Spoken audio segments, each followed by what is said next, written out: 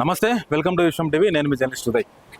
Congress party రెండున్నర సంవత్సరాల పరిపాలన మీద చాలామంది చాలా రకాలుగానే మాట్లాడుతూ ఉన్నారు. కొంతమంది ప్రశంసిస్తున్నారు, కొంతమంది వ్యతిరేకిస్తూ ఉన్నారు. సో మరీ ముఖ్యంగా ఇప్పుడు నేను మాట్లాడబోయే దాని గురించి చూస్తే మీరు ఆశ్చర్యపోతారు.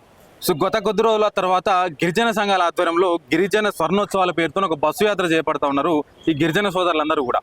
సో ఎట్లాంటి అభివృద్ధి జరిగింది, ఏం చేయబోతున్నారు రాబోయే రోజులు అని చెప్పేసి ఆ బస్సు యాత్ర ద్వారా చెప్పడానికి వాళ్ళు ప్రయత్నాలు చేస్తూ ఉన్నారు. కానీ ఆ బస్సు యాత్రను అడ్డుకుంటాం మేము, మీరు ఎట్టేట బస్సు యాత్ర చేస్తారు, సో దానికి మీకు అసలు అర్హతే లేదు, మీరు చేసింది ఏంది, చెప్పింది ఏంది, చేస్తుంది ఏంది అని చెప్పేసి ఇట్లా రకరకాల కొన్ని డిమాండ్స్ అన్నిటితోని నమ్ముంది అశోక్ రాథోడ్ ఉన్నారు, గిరిజన సంఘాల నాయకుడు. వారితో మాట్లాడి మిగతా విషయాలు తెలుసుకుందాం. ఇటీవల రేవంత్ రెడ్డి ఒక మాట అన్నాడు, మేము ఏం పని చేసినా కూడా కిషన్ రెడ్డి మాకు కాళ్ళలో కట్టబెట్టి ఆపుతా ఉన్నాడని చెప్పేసి. వాళ్ళు మీరు కూడా వాళ్ళు చేసే పనికి కాళ్ళలో కట్టబెట్టి ఆపినట్టే ఉన్నది.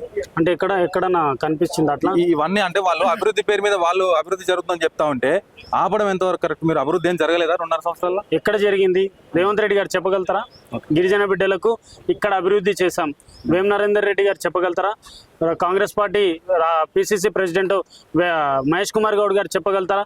3 సంవత్సరాల నుంచి బంజారా బిడ్డలకు, గిరిజన బిడ్డలకు ఈ పదవులు ఇచ్చామని చెప్పగలుగుతారా? ఈ తండాలలో ఈ ఇంప్లిమెంట్ చేశామని చెప్పగలుగుతారా?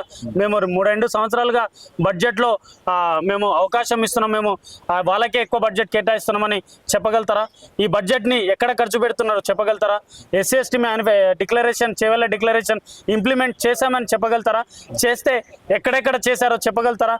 విద్యాజ్యోతి పథకం కింద 10th క్లాస్ పాస్ అయిన వాళ్ళకి ఎంతమందికి 10,000 ఇచ్చారో చెప్పగలుగుతారా? 15,000 ఎంతమంది ఇంటర్మీడియట్ పాస్ అయిన వాళ్ళు 15,000 ఎంతమందికి చెప్పగలుగుతారా? తర్వాత డిగ్రీ పాస్ అయిన 25,000 ఎంతమందికి ఇచ్చారో చెప్పగలుగుతారా? పిహెచ్డి పాస్ అయిన వాళ్ళకి ₹1,00,000 ఇస్తామని చెప్పేసారు. విద్యాజ్యోతి పథకం గురించి ఎంతమంది గురించి వైట్ పేపర్ రిలీజ్ చేయగలుగుతారా? అంబేద్కర్ ఓవర్సీస్ స్కాలర్షిప్ కింద విదేశాల్లో వెళ్ళి చదువుకునే విద్యార్థులకు స్కాలర్షిప్ అందిందా? ఇవన్నీ చెప్పగలుగుతారా? లేకపోతే మాకు గిరిజన సామాజిక వర్గానికి మంత్రి పదవి ఇచ్చారా అనేది చెప్పగలుగుతారా? లేకపోతే నామినేటెడ్ 70-80 పోస్టులు కేటాయించారు, నామినేటెడ్ ఎంతమంది గిరిజన బిడ్డలకు ఇచ్చారు చెప్పగలుగుతారా? మొన్న కార్పొరేషన్లు కేటాయించారు కులాల వారీగా, గిరిజన సామాజిక వర్గం శివలాల్ మహారాజ్ కార్పొరేషన్ ఏర్పాటు చేశారనేది చెప్పగలుగుతారా? మరి ఏ విధంగా స్వర్ణోత్సవాలు చేసుకోవాలి? ఎక్కడ మేము కాళ్ళల్లో కట్టలు పెట్టి అడ్డుకుంటున్నాం చెప్పండి. అడగందే అమ్మాయిని అన్నం పెట్టదంటే ఒక సామెత ఉన్నది. ఇప్పుడు ప్రభుత్వానికి సంబంధించి గిరిజనుల ఎమ్మెల్యేలు ఉన్నారు, ఎంపీలు ఉన్నారు, కొంతమంది కార్పొరేషన్ చైర్మన్ ఉన్నారు. మరి వీళ్ళంతా ఒక్క తాటి మీదకి వస్తే అడిగితే ఇవన్నీ సాధ్యంగా అడిగిరు. ఇప్పుడు ఏమంటారు, మా బంజారా ప్రతినిధులు పోతురు, రేవంత్ రెడ్డి గారి దగ్గర పోతురు, అన్న అయ్యా మాకు మంత్రి పదవి ఇవ్వలేదు, మా వాళ్ళందరూ నారాజు ఉన్నారు, మేము 45 నుంచి 50 నియోజకవర్గాల్లో 40,000 నుంచి 1,20,000 వరకు మా ఓటు బ్యాంక్ ఉంది. ఎక్కడైతే బంజారా సామాజిక వర్గం ఉందో అక్కడ మాత్రమే కాంగ్రెస్ పార్టీ గెలిచింది. ఇది అంతా సర్వే చెప్తుంది, రికార్డ్ చెప్తుంది. ప్రతిపక్ష నాయకుడు కేటీఆర్ కూడా ఒప్పుకున్నాడు, కేసీఆర్ కూడా అదే మాటలు మాట్లాడుతున్నారు. అంతేకాకుండా మీరు కూడా అదే మాట్లాడుతున్నారు. మహేష్ కుమార్ గౌడ్ గారు మనకు బంజారాలు ఓట్లు లేకపోతే మనకు ప్రభుత్వ అధికారం వచ్చేది కాదని చెప్పేసి మీరు మాట్లాడుతున్నప్పుడు, మాకు మంత్రి పదవి ఇవ్వకపోతే మా తండాలలో తిరగనిస్తలేరు అని చెప్పేసి మాట్లాడినప్పుడు మీరు వెంటనే మనం శివలాల్ మహారాజ్ విగ్రహం పెడతాము, మీరు వెంటనే బంజారా హిల్స్లో స్థలం చూపించండి అని అక్కడికి వెళ్ళి డైవర్ట్ చేసేస్తున్నాడు. మళ్ళీ నామినేటెడ్ పదవులు ఇస్తారు. అయ్యా మాకు ఒక్క నామినేటెడ్ పదవి రాలంటే మీరు వెంటనే శివలాల్ మహారాజ్ విగ్రహం మధ్యమడుగులో పెడతాం మనము, అక్కడ భూమి చూడరామని మళ్ళీ కండిషన్ పెట్టి అక్కడ డైవర్ట్ చేస్తున్నాడు. అయ్యా మళ్ళీ కార్పొరేషన్లు ఏర్పాటు చేసారు, మా కార్పొరేషన్ ఏర్పాటు చేయలేదంటే అవునా, అయితే మీరు వెంటనే బస్సు యాత్ర తీసుకొని స్వర్ణోత్సవాలు చేసేటండి పని, మీరు బిజీ కావాలి. అక్కడ వెడమ భోజనం బెంజ్ యాత్ర చేస్తున్నాడు, వాళ్ళకి తగ్గట్టు మీరు బస్సు యాత్ర చేయాలి అని చెప్పేసి రేవంత్ రెడ్డి గారు కండిషన్ పెడుతున్నారు. అది తీసుకొచ్చి వేం నరేందర్ రెడ్డి గారు అన్అఫీషియల్ ముఖ్యమంత్రి కాబట్టి అక్కడికి వస్తే వేం నరేందర్ రెడ్డి గారు ముఖ్యమంత్రి చెప్పారు కదా, మీరు కన్విన్స్ కావాలి, వారు చెప్పినాక మనం కన్విన్స్ అవ్వాలి అని చెప్పేసి వేం నరేందర్ రెడ్డి గారు చెప్తున్నారు. ఆడికెళ్ళి మహేష్ కుమార్ గౌడ్ దగ్గరికి వెళ్ళి మా వాళ్ళు వెళ్తారు, అయ్యా ఇట్లా చెప్తారంటే మీరు ఎట్టి పరిస్థితుల్లో కన్ఫ్యూజ్ కావద్దు, మీరు వెంటనే బస్సు యాత్ర తీసుకెళ్ళండి. లేకపోతే శివలాల్ మహారాజ్ విగ్రహం ఏర్పాటు చేయడం కోసం 3 సంవత్సరాలా అండి? 3 సంవత్సరాల ఆ జాగా చూడడానికి, దానికి చూడడానికి 3 సంవత్సరాలు పడుతుందా? ఎక్కడ అభివృద్ధి చెందింది? ఎక్కడ కాళ్ళల్లో కట్టబెట్టి అడ్డుకుంటున్నాం మేము? మా మేనిఫెస్టో ఇంప్లిమెంట్ చేశారా? మా బడ్జెట్ ఏ తండా ప్రజలకు ఇచ్చారు? ఎక్కడ అడ్డుపడ్డాని చెప్పండి. కాంగ్రెస్ పార్టీని అధికారంలో తీసుకొచ్చిందే మేమెందుకండి అడ్డుపడతాం? మరొక పక్క ప్రభుత్వ బడులు మేము బలోపేతం చేస్తా ఉన్నాము, గురుకులాలను కావచ్చు, ఇంటిగ్రేటెడ్ స్కూల్ కావచ్చు, పబ్లిక్ స్కూల్ కావచ్చు అని చెప్పేసి నిన్నటికి నిన్న ఆరుట్లలో తెలంగాణ పబ్లిక్ స్కూల్ ఏర్పాటు చేసింది. అవును. మీరేమో గురుకులాలలో మరణాలు అయితేనే ఎందుకు స్పందించలేదని చెప్పి అడుగుతా ఉన్నారు. మీ మీడియా కథనాలనే చూపిస్తున్నాయి కదా, అబద్ధాలు చూపిస్తున్నారు. మీరు కూడా చూపియారు కదా. ఓకే, ప్రభుత్వం దానికి భిన్నంగా ఉన్నది కదా. అవునండి, ఇప్పుడు మీడియా గురుకులలో విద్యార్థులు ఫుడ్ పాయిజన్ అయి చనిపోతున్నారు కదా, హాస్పిటల్ పాలవుతున్నారు కదా. ఎందుకో మరి వీళ్ళు ఎందుకు పరామర్శించలేదు? గురుకుల హాస్టళ్లలో పరామర్శించాలి కదా. ఫ్యూచర్ సిటీలో 3 నెలల నుంచి భూములు లాక్కుంటున్నారు అని చెప్పేసి గిరిజన బిడ్డలు 3 నెలల నుంచి ధర్నాలు చేస్తున్నారు కదా, ఎందుకో పరామర్శించలేదు? లగచర్లలో ఎందుకో పరామర్శించలేదు? ఎక్కడ అడ్డుకున్నట్టు? మాకు ఇచ్చినటువంటి హామీలు ఇంప్లిమెంట్ చేసుకున్న తర్వాత మీరు స్వర్ణోత్సవాలు చేసుకోండి.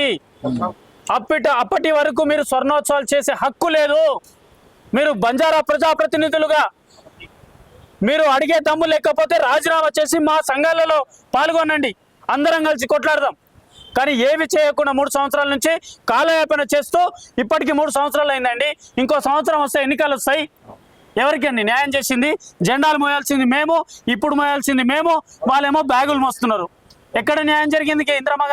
ఇందిరాగాంధీ రాజ్యంలో ఇందిరాగాంధీ గారు రిజర్వేషన్ ఇచ్చారు, రాజీవ్ గాంధీ గారు తండాలకు గ్రామ పంచాయతీ చేశారు. మరి రాహుల్ గాంధీ గారు ఏం చేశారు? మమ్మల్ని అనగదొక్కమన్నారా?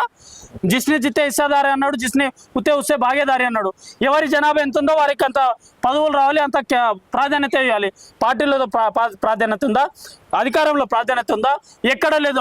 న్యాయం ఎక్కడ జరిగింది? అభివృద్ధి ఎక్కడ జరిగింది? తండాలలో ఒక స్ట్రీట్ లైట్ లేదు. ఇప్పుడు పోయి చూడండి. మొన్న మా మైక్రో ఫైనాన్స్ పేరిట 9 మంది ప్రాణాలు కోల్పోయారు. ఈ బంజారా ప్రతినిధులు మహేష్ కుమార్ గౌడ్ మంగ్లీని అరెస్ట్ చేస్తా అన్నాడు. ఎందుకో చర్యలు తీసుకోలేదు?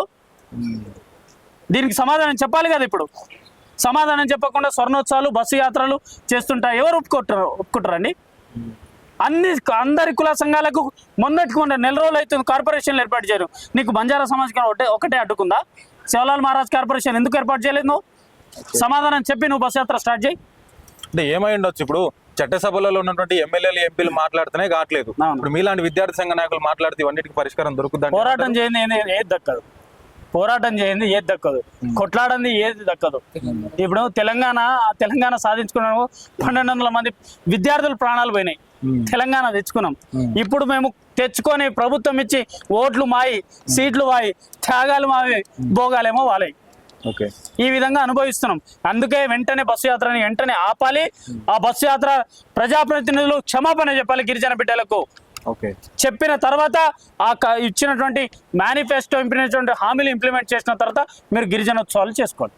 థ్యాంక్ యూ అండి. చూస్తున్నాం కదా, స్వర్ణోత్సవాల సందర్భంగా మీరు చేస్తున్న బస్సు యాత్రను ఖచ్చితంగా మేము అడ్డుకోవడం జరుగుతున్నది. మీకు చేసేటువంటి అర్హత లేదు.